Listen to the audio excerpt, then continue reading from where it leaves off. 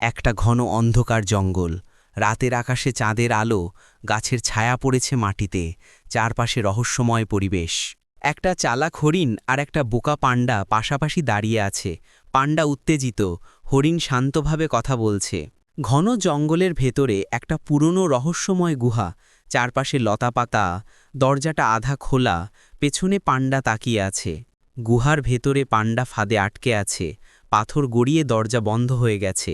পান্ডার মুখে ভয় আর অবাক ভাব। হরিণ গাছের ডাল, ছায়া আর পাথরের দাগ দেখে মনোযোগ দিয়ে গোপন পথ খুঁজছে।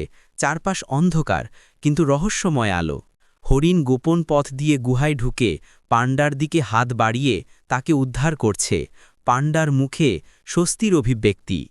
গুহার ভেতরে কাঠের ছোট একটা বাক্স, তার ভেতরে জলজলে আলো ছড়ানো একটা পুরনো বই। পেছনে হরিণ ও পান্ডা তাকিয়ে। তারা বুঝল প্রকৃত ধনভাণ্ডার শিক্ষা ও জ্ঞানে।